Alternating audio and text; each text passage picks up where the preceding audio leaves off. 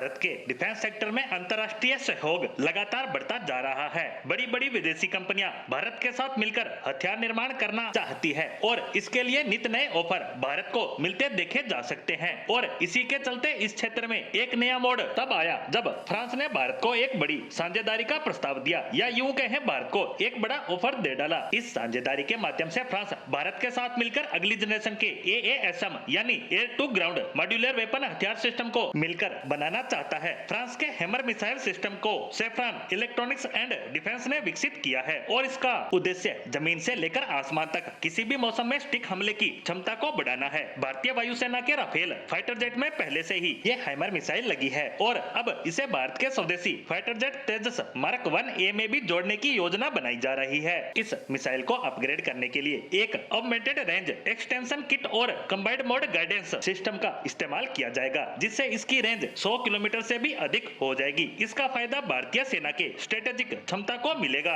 नई तकनीक और अत्याधुनिक हथियारों से लैस होने से सेना दुश्मन के ठिकानों पर दूर से ही स्टिक हमला कर सकेगी। फ्रांस का ये कदम दिखाता है कि वह भारत के साथ परमानेंट डिफेंस पार्टनरशिप बनाना चाहता है। वैसे ये कहना गलत नहीं होगा कि जहाँ चाह वहाँ रहा, ये कहावत भारतीय प्रधानमंत्री पर स्टिक बैठती है। जब पूरी दुनिया के रक्षा विशेषज्ञ भारत की रक्षा नीति को लेकर अटकलें लगा रहे थे, तब उन्होंने कुछ ऐसा किया कि जिसकी उम्मीद शायद किसी को भी नहीं थी। भारत के रक्षा क्षेत्र में किए गए फैसले ने दुनिया की बड़ी बड़ी महाशक्तियों को चौंका दिया। भारत की इस योजना को समझना और उस पर प्रतिक्रिया देना किसी भी देश के लिए आसान नहीं है। मोदी सरकार ने अपनी सरकार के शुरुआती दिनों में ही मेक इन इंडिया और आत्मनिर्भर भारत योजना पर जोर दिया और इस योजना के तहत रक्षा क्षेत्र में भी बड़े बड़े कदम उठाए गए। भारत जो अपने अधिकतर रक्षा उपकरण आयात किया करता था, वह अब धीरे धीरे उन देशों की श्रेणी में आता जा रहा है जो रक्षा तकनीक खुद विकसित कर रहे हैं। और ये केवल हथियार या तकनीकी निर्माण तक सीमित नहीं है, बल्कि इसमें अत्याधुनिक इंजन तकनीक भी शामिल है। लेकिन यहाँ सवाल ये है कि क्या